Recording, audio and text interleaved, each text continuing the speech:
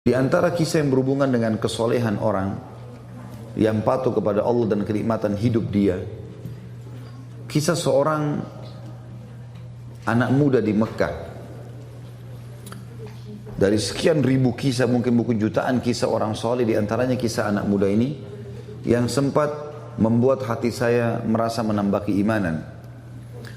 Orang ini keluar dari masjid habis sholat duhur di Masjid Haram Mekah. Kemudian dia menemukan sebuah kantong. Kantong ini berwarna biru, beludru, ya. Biru yang terang, yang bagus gitu.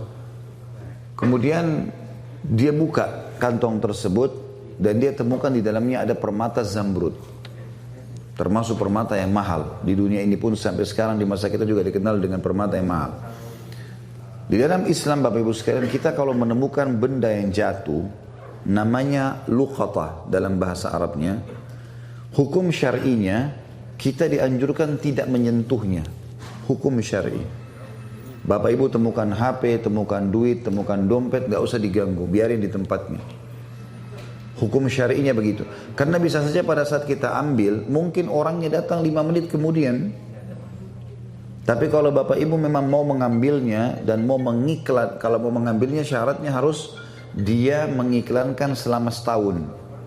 Kalau sudah setahun diiklankan tidak ada yang punya, bisa jadi haknya dia.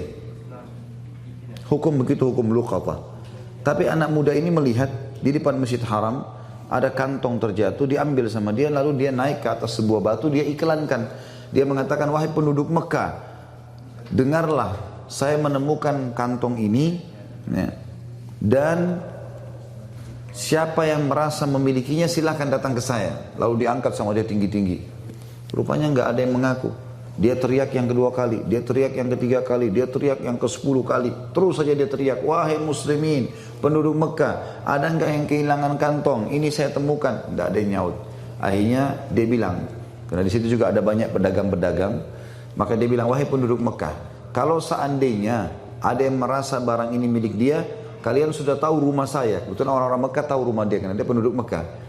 Maka tunjukkan rumah saya. Dengan hikmah Allah, baru saja anak muda ini pulang ke rumahnya, ada satu orang tua lewat di situ, sudah berjenggot putih, naik ke batu yang sama, cukup tinggi, lalu dia teriak, wahai penduduk Mekah, apakah ada di antara kalian yang melihat kantong saya yang jatuh? Sekali dia bicara, orang masih belum terlalu dengar, karena waktu itu tidak ada pengeras suara kayak kita sekarang. 2 kali, 3 kali, ada satu pengusaha di situ, ada pedagang yang datang mengatakan, wahai kakek tua, tadi sebelum anda naik ke atas batu ini, ada orang yang, anak muda yang menemukan kantong, mungkin itu yang anda cari.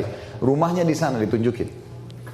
Ringkas cerita, kakek ini pun pergi ke sana, dan kakek ini waktu mengiklankan, siapa yang menemukan kantong saya akan kasih sekian dinar. Ya.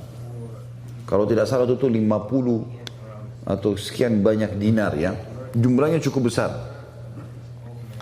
Maka pada saat itu Bapak Ibu sekalian, dia pun datang, si kakek ini datang ke rumah si anak muda tadi. Setelah salam, dia datang ke sana, kemudian dia menawarkan menanyakan apakah memang kau temukan kantong. Dia bilang iya. Baik. Kemudian anak muda ini mulai menanyakan apa ciri-cirinya. Disebutkanlah cirinya semua seperti ini, seperti ini. Sebenarnya ini juga sifat orang muslim, ya, orang mukmin. Dia tidak boleh juga begitu orang mengaku main kasih saja. Perlu ditanya sama dia, dipastikan supaya jangan ada kesalahpahaman. Setelah dia pastikan semua memang betul punya kakek ini, maka dia pun memberikan. Dia pun memberikan kepada anak kakek tadi. Si kakek ini juga mengeluarkan uangnya tadi yang dia mau kasih, karena dia sudah janji mau kasih. Anak muda ini tolak, enggak, saya enggak mau. Saya tidak pernah mengembalikan dengan niat dibayar. Lalu orang tua itu mengatakan, tapi saya sudah niat. Dia bilang enggak bisa. Saya tidak mau. Terus saja si kakek tua ini mendesak anak muda untuk terima balasan. Dia bilang dia tidak mau. Sampai akhirnya si kakek tua ini sudah putus asa, dia nggak bisa berikan, dia pulang. Ringkas cerita Bapak Ibu sekalian, 3 bulan setelah itu, setelah kejadian ini,